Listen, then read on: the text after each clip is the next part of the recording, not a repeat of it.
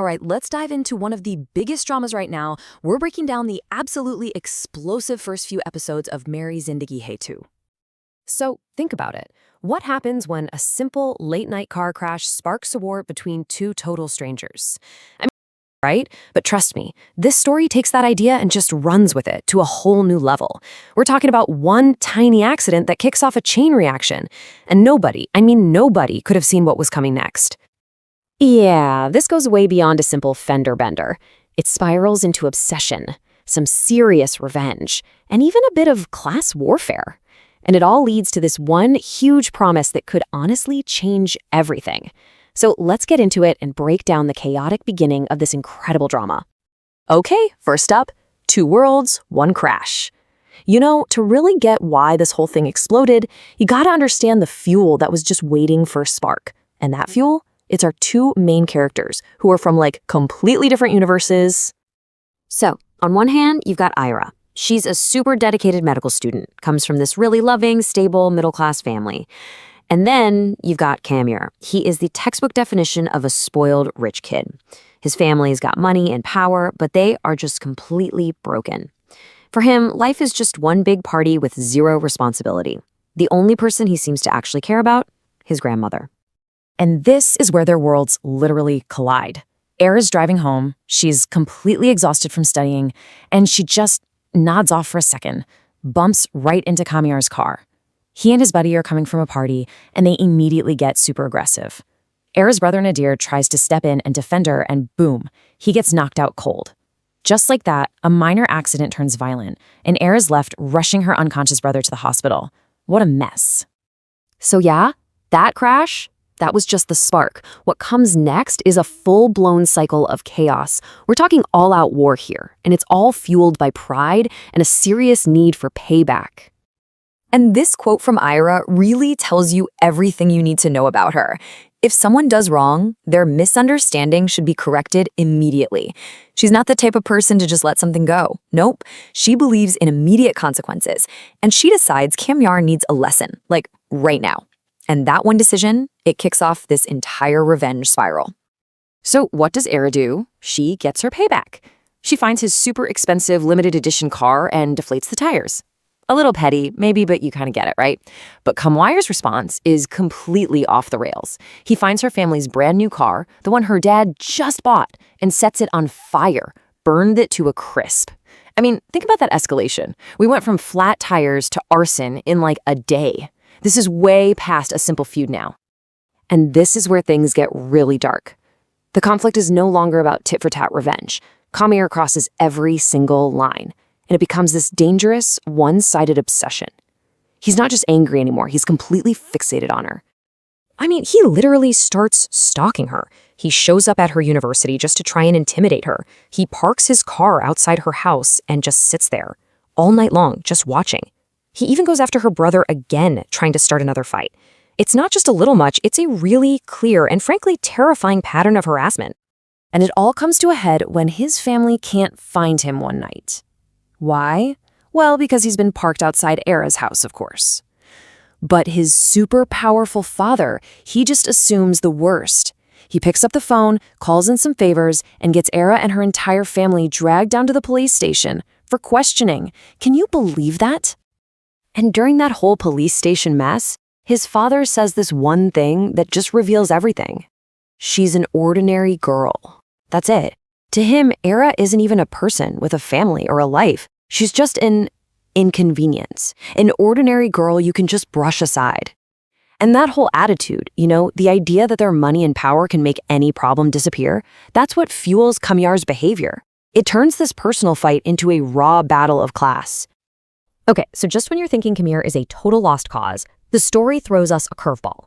We start to see this little glimmer of humanity, and you start to wonder if maybe, just maybe, there's more to this guy than just anger and entitlement. So in his obsessive mission to, possess her, Kamyar hears that someone is coming to her house with a marriage proposal. He immediately assumes it's for Ayra. So what does he do? He confronts the guy and straight up lies, telling him she's in love with someone else. The problem is, he got it totally wrong. The proposal wasn't for Ayra, it was for her sister, Falak. And just like that, he completely destroys her engagement and causes this huge amount of pain for Ayra's entire family. It's wild, right? On one side, you have this guy who's so reckless he ruins an engagement without even blinking. But then, something happens, and we see a completely different Kamyar.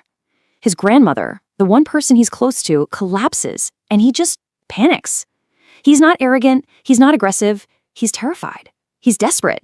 All that bravado just melts away, and you see this vulnerable guy who is so scared of losing the only person he really loves.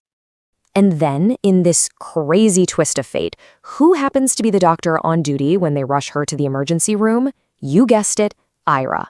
She's the one who takes care of his grandmother, who stabilizes her. And for the very first time, Ayra sees past the stalker, past the rich kid with the bad attitude. She sees his genuine fear, his love for his grandmother, and for just a second, they actually connect as two human beings. So this shared moment of crisis, it changes things. It completely sets the stage for the story's biggest turning point yet. The promise to change. A fragile truce is formed, and with it, the possibility of a whole new beginning. After all of that, they actually sit down and talk. And Ayra does not hold back. She just lays it all out on the table. She tells him everything she can't stand about his lifestyle. The nonstop partying, the womanizing, the smoking and vaping, his complete and utter lack of ambition. She basically hands him a list of everything that's wrong with him. And honestly, his response is pretty shocking. He doesn't get defensive, he doesn't make excuses. Instead, he takes out a pen and writes down every single thing she said. And then he looks right at her and makes this incredible promise. I'll change. I'll become exactly as you want me to be. Just give me one chance. And that's where we're at. He has promised to completely change his entire life for her. But after everything we've seen, the chaos, the lies, the obsession, you have to ask, can a guy this reckless really change? Or is this just another game? Maybe the most elaborate one he's ever played. I guess that's what we're all waiting to find out.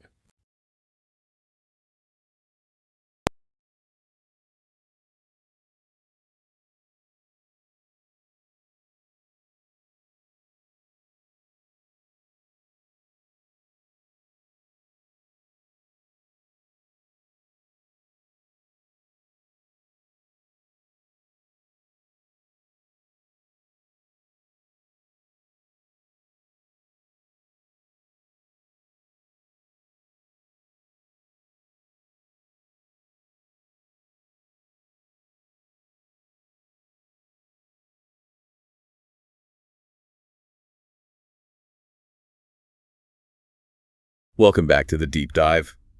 Today we are setting aside the textbooks and diving straight into a story of absolute volatility, of class collision, and really a personal obsession. That's right. We've got a multi-episode narrative in our hands here, and it's not just high drama. It's a stunning case study in how unchecked privilege can just wreak havoc on a structured, respectable life. So our mission today is pretty substantial. We need to go beyond just, summarizing the plot. Absolutely. Our source material gives us a blueprint for tracing what is essentially an emotional and social explosion. We're mapping the collision between two entirely distinct worlds. And what are those two worlds? Well, on one side, you have this unstable old money power, which is represented by Kamyar and his family. They seem to operate almost above the law through sheer influence. Okay, so that's one side. And on the other, you have the professional ambition and hard-earned respectability of Ayra's family. They have to operate strictly within the lines. They don't have that safety net. So we're tracing how one act of, recklessness just spirals. It escalates into this destructive, nearly life-ruining obsession. And then, and this is the fascinating twist, how the obsessive figure, Kamyar, pivots. He shifts into this high-effort, almost tactical form of redemption. The stakes are just immense here. Yeah. We're talking about a serious car accident, a physical assault, a health crisis for the family patriarch, police interrogations. And the deliberate sabotage of a marriage. It's got everything. We really have to pay close attention to the language and the cultural context that's governing all of these decisions. That's the core of it. The tension isn't just about love or hate. It's about this massive gap in resources and power. We're going to analyze the precise mechanisms, the sort of transactional nature of apologies, the manipulation of the state, and maybe most interestingly, the use of humility as a strategic weapon. Okay, let's unpack this. We have to start at the beginning, in the dark hours of the night. This whole saga, it really just ignites with one incident. A single incident on the road. It involves Ayra, her brother Nadir, and Kamyar, and the source material is very clear. This wasn't, let's be fair, entirely Kamyar's fault, was it? No, not at all. The initial incident was one of shared culpability, and that's vital for understanding the father's later hesitation to involve the police. Nadir was driving the family car with Ayra, and he admits he was exhausted. Right. He says something like, my eye was closing. Exactly. He says, Meri Zindagi Hai Tu, which means, quite simply, I fell asleep or I dozed off. The car spun out of control and collided with Kamyar's vehicle.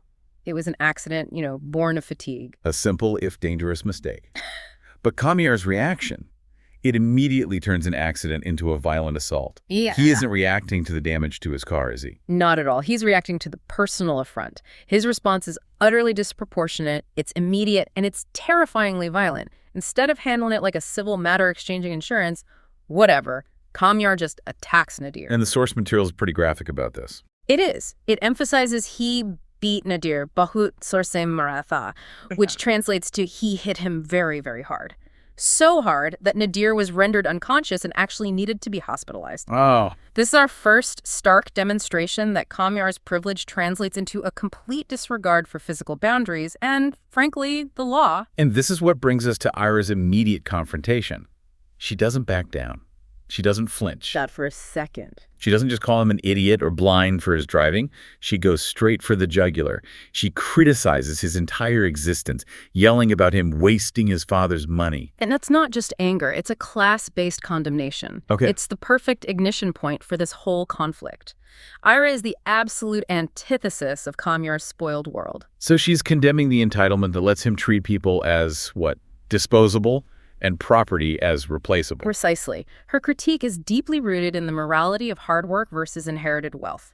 She looks at him and she sees a moral vacuum covered in currency. She's not condemning his driving skills, she's condemning his entire character. And this, of course, fuels the initial decision by the siblings. Nadir, Ayra, and their sister Falak, they're united on this. Kamyar needs to be. Straightened out is the phrase they use. And the logical next step, given the severity of the assault, is to report him to the police. That would be the pursuit of justice in a normal world. Right. But this is where the drama shifts from a simple street fight to a much more complex cultural negotiation. Dr. Irfan, the father, steps in. And he stops them. He prevents them from going to the police station. This is the first major turning point we need to analyze, isn't it? It is. His stated rationale is complex. On one hand, he acknowledges Nadir's error driving, while sleepy, was also wrong, technically. Sure, but assault is on a different level. Of course. But the underlying motive seems to be this deep-seated fear of police involvement, or what the source calls it, thain ke chaka, the hassle of the police station. Can you expand on that a bit? What does that phrase really mean in this context? We cannot overstate the cultural and socioeconomic weight of thain ke chaka. For a respectable middle-class family that's trying to maintain or improve its social standing, getting entangled with the police, even as the clear victims, is seen as deeply shameful. It's disruptive. So it's a stain on their reputation. A permanent one, potentially. Irfan is essentially sacrificing immediate justice for the sake of reputation, or what you might call social stability insurance. So he's making a calculation. Kamyar's violence is a physical cost, sure, but a police record. Even if Nadir is the victim. That's a lasting reputational cost. A cost that could jeopardize their standing in the community, their jobs, and crucially, Falak and Ayra's future marriage prospects. Right. So he views Kamyar's violence almost as this inevitable hazard that you just have to absorb. He dismisses it as a mistake. He says, "Igni choti si galti ke liye is marta hai koi," which is like asking, does someone hit like this for such a small mistake? He's acknowledging the disproportionality, but still framing the root cause as a small mistake. He's choosing avoidance over confrontation. He's signaling that for his family, peace and reputation outweigh the immediate need for legal retribution. And in doing so, he kind of validates Kamyar's worldview, doesn't he? How so? Well, the message Kamyar receives is that the laws don't really apply to him. He can beat a man unconscious, and the consequence is nothing. The family is too scared of the system to use it against him. And the sources show that this doesn't lead to peace at all, just leads to covert revenge. Exactly. Since official justice is off the table, the siblings take immediate action. Before they walk away from the scene, their group inflicts massive damage. They potentially even burn Kamyar's car. So this is the critical escalation. They can't go to the police, so they take the law into their own hands. It's an eye for an eye, but it's done through hidden illegal property damage. This ensures Kamyar suffers a massive financial hit, and more importantly, it makes the conflict intensely personal. So this action, taken outside the legal framework, guarantees that Kamyar won't just forget this incident. No, now he's going to focus all of that energy, all that rage, on the source of the financial and personal insult, Ayra. So the initial violence and the subsequent revenge set Kamyar on this direct collision course with Ayra. But to really understand why he became so obsessed, we need to define the man before the pursuit. What does the source material tell us about his fundamental character? The sources paint a picture of a thoroughly spoiled, highly intelligent, but emotionally bankrupt individual. He's described as witty, brazen, completely self-centered, and utterly rootless. There was a memorable phrase used, wasn't there? Anahayat the Basharam insane. It translates roughly to a deeply shameless or an utterly brazen person. And that lack of shame, that's really key to his entire operating system. And we see that lack of shame perfectly crystallized in that anecdote about the New Year's party breakup. He just treats emotional connections as completely disposable. It's a moment that really defines his transactional approach to relationships. He tells this girl, essentially, look, we had fun, but I knew we couldn't last. And then, without even missing a beat, he immediately asks her about another girl he's interested in. Wow. There is zero regard for the emotional damage he's just caused. None. He views human beings as interchangeable consumables, temporary sources of entertainment, and this is all entirely justified in his mind by his wealth and his status. So, Ayra's confrontation, her rejection of his violence and his wealth, that's a fundamental crisis for him. It's something he's never encountered before. Exactly. And Kamyar doesn't respond to rejection by moving on. He responds by aggressive pursuit and a need to dominate. How does this pursuit start to manifest itself? It immediately escalates into aggressive stalking. He begins showing up at her university, constantly hovering. It reaches the extreme point where he's just sitting outside her house all night long. He's forcing his presence into her private space. That's the goal. He's trying to dominate her environment, causing Ayra and her family intense, constant stress. He doesn't need to communicate with her. He just needs to be an unavoidable presence. And this pursuit culminates in this absolutely mind-boggling attempt at an apology, which is detailed in the sources. Yes, the car. Kamyar brings a brand new car to Ayra's house as an apology for the damage he caused, and he views it as a sadka. And that term sadka is so crucial here. It's not just a gift, it's an offering made for atonement or for charity, something to avert misfortune or cleanse past sins. So by offering a brand new car, he's essentially saying what? He's saying, I committed an error, the assault. You retaliated by burning my car. Now I will resolve this by offering a material atonement. My wealth cancels out the entire conflict. He's trying to buy his way out of the moral debt. And Ayra understands this perfectly. She completely rejects the car, and with it, the transactional apology. She does. She demands he never return and even threatens physical violence again, saying she would hit him if his family wasn't present. Her rejection is so decisive because it's a rejection of his entire life philosophy, isn't it? Absolutely. She makes it crystal clear. This conflict is not about the car, it's about your character. By refusing the sadka, she refuses to allow him to absolve his moral misconduct with cash. Which, of course, only deepens Kamyar's obsession. It has to, because she is the first thing his money and his force cannot purchase or intimidate into submission. Now, this profound volatility and this lack of a moral compass must be connected to his home life. The sources provide some really critical context about Kamyar's chaotic, wealthy, and dysfunctional family environment. Kamyar is a product of wealth coupled with profound emotional neglect. It's a classic combination. His father, Sohail, is defined by his hyper-focus on business, status, and external reputation. And he's constantly criticized by his mother, Dadu, right? Yeah. She seems to be the family's moral compass. She is. Dadu is always reminding him that wealth is fragile. Her famous line being, "Pesped parna yugtehen." Money doesn't grow on trees. She sees the moral decay that comes with their lifestyle. And then we have Farida, Kamyar's mother, who seems perpetually angry and resentful. Farida is the embodiment of the internal damage caused by Sohail's transactional focus on life. She's constantly fighting with him, and she explicitly believes that Kamyar's problems, his volatility, his lack of respect for anyone, stem directly from his father's self-centeredness. So she blames her husband for prioritizing business over family stability. Completely. Kamyar grew up watching his parents use wealth and status to paper over these huge emotional cracks. So it's no surprise that he defaults to those exact same tools when he's dealing with Ayra.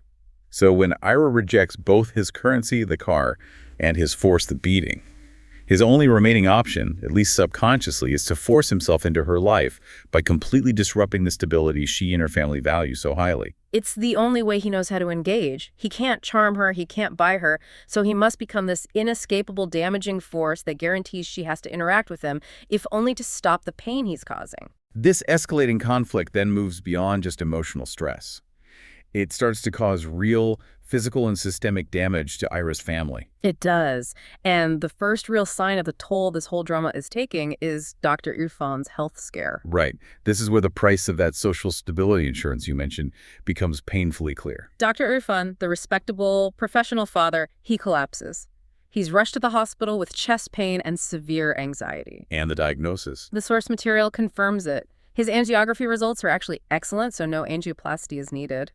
But the doctor mandates severe lifestyle changes: no sugar, no oil, very little salt. The implication is terrifying. Kamyar's chaotic pursuit is literally threatening the family patriarch's life. Exactly. The stress of managing the fallout from the car incident and then this nonstop stalking has manifested physically. Irfan's fear of Thaninke Chakra was a reasonable calculation to preserve reputation, maybe? But now the cost of that avoidance is measured in his own physical health. He is paying for Kamyar's chaos with his body. And just when you think it can't get worse, the situation explodes again when Kamyar vanishes. His phone goes off, and his parents, Sohail and Farida, they panic. And this is where the extreme power dynamics are just laid bare for everyone to see. Sohail immediately uses his high-level connections. He calls the DIG, the Deputy Inspector General of Police, to trace Kamyar. That one action alone defines the difference between these two families. For Sohail, calling a DIG a high-ranking state official who oversees massive districts is the equivalent of you or me making a customer service complaint. It signifies complete immunity from the system. Yes. He leverages the highest echelons of state power immediately to solve a personal problem involving his spoiled son. There's no process, no paperwork, just a direct call to the top. But this high-level investigation immediately backfires on Irfan's family, who are, let's remember, the actual victims of the initial assault. It does. Irfan is summoned to the police station. So the police are investigating Kamyar's disappearance, and they know his car was burned near Irfan's property, so they suspect foul play. They do. They're possibly connecting Irfan or Ayra to Kamyar's disappearance or the destruction of the car. And so Irfan, the respectable doctor who tried so hard to stay clean, is now being interrogated, harassed, and made vulnerable by the very system he tried to avoid. It's a critical juxtaposition, isn't it? Yeah. Sohail manipulates the system from above with impunity, while Irfan is dragged into it from below and treated like a common criminal. Exactly. Irfan is defenseless. His reputation is just hanging by a thread, simply because Kamyar decided to target his daughter. It reinforces the idea that respectability offers very little protection when it's confronted by raw power and influence. And then Kamyar is found. He's been detained somewhere, and he executes his most shocking and, I have to say, psychologically brilliant maneuver yet. It's a masterstroke of manipulation. He doesn't thank his family for finding him. He insists they press charges against him for burning the car. Why? Why would he do that? Because this forces Irfan and Ayra to publicly apologize to Kamyar. It's pure high-stakes psychological warfare. So by admitting guilt for the car, an act he didn't even commit, but which Ayra and Deer were responsible for, he takes control of the entire legal narrative. He creates a scenario where the victims, Irfan's family, must beg him, the aggressor, to withdraw his confession and let them off the hook for their covert act of revenge. He flips the power dynamic completely. He's demanding their submission. He's demanding they acknowledge that he, Kamyar, controls their legal stability. It's a complete reversal. He's saying, you wanted justice, fine. I will determine what justice is, and for now, justice requires your humility toward me. The pressure on Irfan's family is just unbearable. And the source material says Sohail eventually steps in to clean it all up. Right. Sohail leverages his influence again to stop any official inquiry against Kamyar and against Irfan's family. He smooths it all over. But the damage is done. Kamyar has secured his personal victory. And when Irfan returns home, the long-term stress, it manifests not just physically anymore, but emotionally. Yeah. He lectures Ayra severely. He does. He warns her that her reputation is not a reflection of your personality, which means that regardless of her actual character, her innocence in all this, Kamyar's continuous toxic presence will destroy her social standing. He's terrified for her future. He is. He recognizes that Kamyar's chaos, even if she is the victim, threatens to make her socially toxic in the marriage market. And this pressure on Ayra sets the stage for the next and maybe the most devastating blow of all. The consequences of Kamyar's unchecked obsession now ripple out, and they devastate Ayra's sister, Falak. This is no longer just about Ayra, is it? It's about the systemic damage he inflicts on the entire family unit. This section of the story perfectly illustrates the collateral damage caused by narcissism. Kamyar's focus is exclusively on Ayra, but his methods are so chaotic that they destroy the stability and future happiness of a completely innocent third-party Falak. Let's talk about Falak's prospect, Dr. Ishitak. He is exactly what Irfan's family values, a perfect match on paper. He is. They're a compatible match, both interested in cardiology, both from highly respectable, stable families. Irfan, still shaken by the police incident, agrees they need mutual understanding before marriage. Everything is set for a stable, professional future. Ishitak represents the very life that Ayra's family strives for and the life that Kamyar's volatility directly threatens. Right. This marriage would have validated Irfan's life choices. It would have restored some of the stability that's been lost during these recent crises. Kamyar, however, finds a way to deliberately sabotage this, and it seems to be fueled entirely by jealousy and ego. How does he even encounter Ishitak? It's a purely opportunistic encounter at the hospital. Ishitak is there, likely for some tests or a professional consultation, possibly for what the source material delicately implies is a manly issue. And Kamyar, who is ever present in Ayra's orbit, just crosses paths with him. And he immediately launches into this calculated, poisonous lie. He does. He tells Ishitak that Ayra is his girlfriend and that they're facing family pressure to marry someone else. But he doesn't stop there. He delivers the critical psychological blow. What does he say? He advises Ishitak to back off, warning him that the girl will remain mine even after marriage. Wow. That phrase is just devastating. It is, because it targets the very core of Ishitak's traditional masculinity and his future authority as a husband.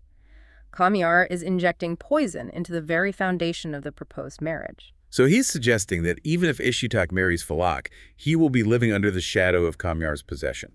Or maybe that Ayra, her sister, will be this constant, chaotic presence in their lives. It implies marital discord, suspicion, and a complete lack of control for Ishitak before the marriage has even begun. It's incredibly manipulative. And Ishitak, he doesn't stand up to Kamyar. He doesn't confront Falak's family for an explanation. No. He immediately calls off the wedding. He tells his mother that they refuse, and he provides absolutely no reason to Falak's family. So he chose reputation over investigation. Completely. Ishitak, fearing public embarrassment or a volatile future, and believing Kamyar's aggressive lie, he sacrifices Falak's reputation rather than deal with the conflict head-on. And Falak is left completely blindsided. She's suffering the personal pain of rejection and the social stigma of a broken engagement, all without knowing the true reason why. It's heartbreaking for her, and Ayra, seeing her sister's devastation, confronts Ishitak at his office. She demands an explanation for playing with Falak's feelings. This is her last attempt to protect her family from this chaos. And this is the moment the truth is finally revealed. It is. Ishitak explains that Ayra's supposed boyfriend visited him, confirming the sabotage. But then he goes a step further and implies that Ayra must be lying or hiding her relationship. So he reinforces the idea that the damage is perceived as coming from Ayra's own supposed deceit. Exactly. And for Ayra, this must have been a profound, terrible realization. Kamyar, in his obsessive aim for her, has now destroyed her sister's chance at the respectable life her father struggled so hard to provide. Her resentment must have solidified into absolute loathing at that point. It's the ultimate betrayal. Kamyar didn't just attack her, he attacked her sister's future. At this point, Kamyar is no longer just some obnoxious suitor. He is a force of pure destruction who must be eradicated from their lives. The emotional destruction Kamyar has caused finally brings him to a breaking point. The sources describe an existential crisis where his usual coping mechanisms, violence, money, ego, they all finally fail him. He hits rock bottom. He tells people he feels confused, unable to make even simple decisions, and he's filled with this destructive urge. But crucially, he also admits he's unable to muster any anger or plan any revenge on Ayra for hitting him. The system of force is failing him. It is. He's tired of the chaos he creates, which suggests maybe for the first time, a flicker of genuine self-awareness. And this moment of vulnerability is guided by the most stable figure in his life, his grandmother, Dadu. She's always been the one criticizing the family's well-first mentality. Dadu becomes the catalyst for change. She's hospitalized due to severe dehydration and instability, and Kamyar is genuinely distraught. He stays by her side all night. This shows a deep, non-transactional bond that he doesn't seem to have with anyone else. And coincidentally, Ayra visits Dadu in the hospital as well. Yes, either in a professional capacity as a doctor or just as a kind gesture. And Dadu observes Ayra's kindness and her dedication, and it seems to confirm a life lesson for her. This is when she gives Kamyar that pivotal piece of advice. What is the core message she gives him? Dadu understands that Kamyar is fundamentally using the wrong tools to get what he wants. She tells him that his excesses, his money, his pride, his force are the very things that are repelling Ayra. So he needs to pivot entirely. Completely. She tells him he needs to learn humility and softness to succeed. She emphasizes a spiritual truth, that what is not destined for you cannot be acquired by force. He has to earn Ayra's respect, not demand her surrender. And this advice completely reframes his obsession. It shifts from an aggressive takeover to a measured, deliberate campaign of self-reform. It does, and this leads to Ayra finally agreeing to meet him for coffee, but only under one condition. That he leaves her alone forever afterward, if she's not convinced. Right. Why does she agree? I think she sees his genuine pain over Dadu's illness and perhaps senses a real shift. But more importantly, this is her last chance to reclaim control of her life. If he meets her terms, she gets her life back.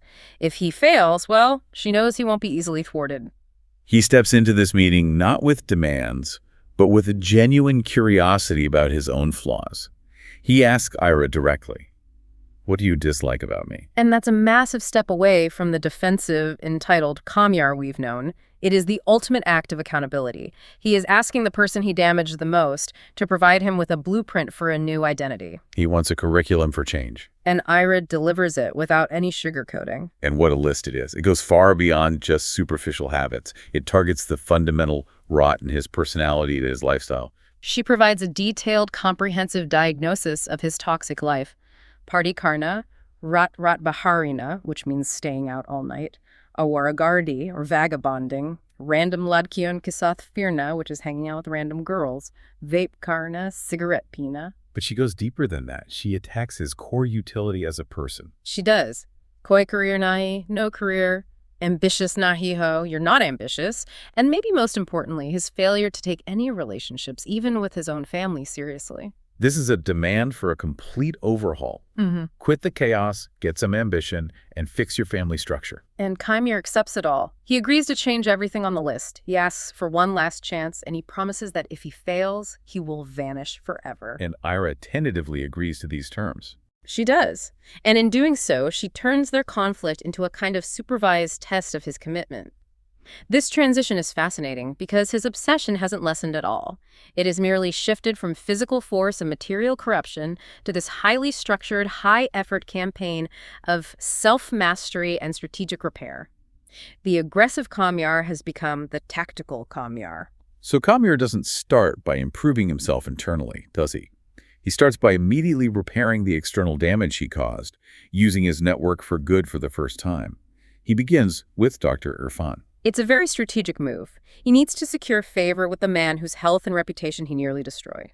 Kamyar leverages his network, the same high-profile connections his father uses, but this time the goal is a positive, targeted impact. He secures a promotion for Irfan. That's right. He presents him with a Deputy Director Education posting order. This is more than just a job promotion, isn't it?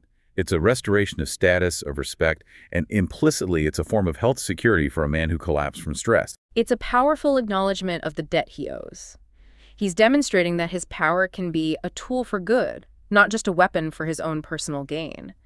He's showing Ayra and Irfan that he can provide genuine stability, the one thing his toxic presence had systematically destroyed. So it's transactional influence, but used constructively. Exactly. This secures his position with the father, but the most complex and critical repair involves Falek's broken engagement. Right. This required Kamyar to publicly retract his initial lie. But he couldn't just admit he lied out of jealousy. That wouldn't work. No, he had to save Falak's reputation completely while also maintaining enough distance to protect Ayra from any future suspicion. It's a very tricky maneuver. So he engineers this calculated meeting with Ishitak's family and Irfan's family. He does, Yeah. and in front of everyone, Kamyar first admits the truth of the initial lie. He told Ishitak that Ayra was his girlfriend because he liked Ayra and he was jealous. That sets the scene and establishes his own fault. But now comes the tactical genius. The second, more sophisticated lie that's needed for the full rectification. This is where it gets brilliant. Kamyar introduces a brand new subtle fiction. He claims that the girl he liked, Ayra, was actually a fraud who had since fled Pakistan after cheating many boys. He presents this as a justification for his own unstable behavior. He frames the original incident as him being manipulated by a now distant, unreachable villain. Let's break down why this specific lie is so effective and so tactically brilliant. First, it completely exonerates Falak. Her engagement wasn't called off because of anything wrong with her or Ishitak. It was called off because of the chaos surrounding this distant fraudster. Okay, so Falak is clean. Second, it shifts the embarrassment entirely onto Ishitak and his family. They look foolish for believing the story of a fraud who has now conveniently fled the country. Right. And third, and this is the most important part, it shields the real Ayra. Yes. By labeling the subject of his obsession as a fraud who fled, Kamyar ensures that Ishitak's family, who might still harbor some suspicions about Ayra's involvement, will now dismiss the whole affair as external drama that has literally left the country. The real Ayra is now safe from the stigma of the broken engagement. It's a masterclass in using deception for positive social engineering. He takes the blame for his action, but creates a disposable scapegoat, this fabricated fraudulent era, to secure Falak's honor. And it works instantly. Ishitak, faced with this public correction, immediately confirms Kamyar's revised story. He apologizes for his own quick withdrawal from the engagement, expressing extreme embarrassment. The entire narrative is successfully and completely rewritten in a matter of minutes. And the outcome is immediate. It signals the return of stability for Irfan's family. It does. Irfan is overjoyed by the job promotion, and Ishitak's mother immediately calls Irfan's wife to apologize for the misunderstanding and to request that they resume the marriage talks for Falak. Kamyar has successfully solved both major external problems he created, and he did it by abandoning brute force for calculated humility and strategic influence. He used his privilege not as a weapon, but as a scalpel for repair. Falak's mother, though she's still a bit cautious, agrees to talk to Irfan, indicating that the family unit is finally returning to its state of respectable equilibrium. What an incredible journey of conflict, chaos, and, well, calculated correction.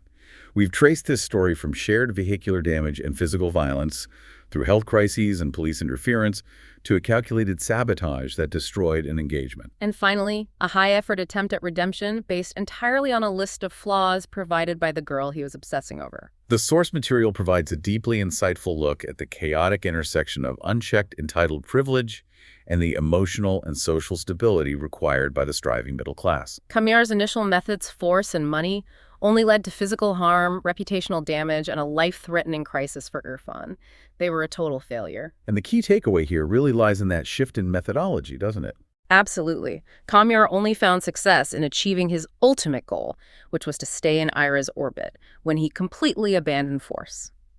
He adopted Dadu's philosophy, acting with humility, accepting accountability, and meticulously working to fix the specific damage he had caused to the external world.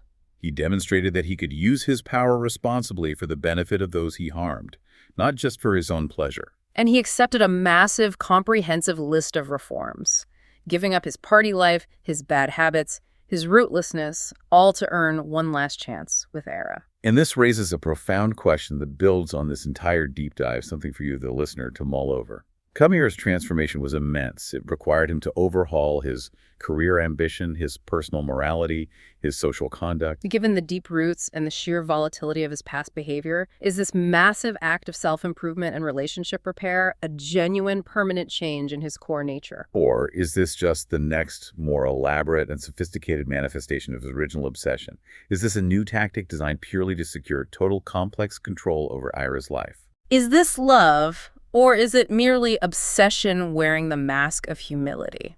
That's something for you to decide. That's all the time we have for this edition of The Deep Dive. Thank you for letting us guide you through these high-stakes sources. We hope this exploration gives you a new perspective on the true cost of chaos and the complexity of redemption. We'll catch you next time.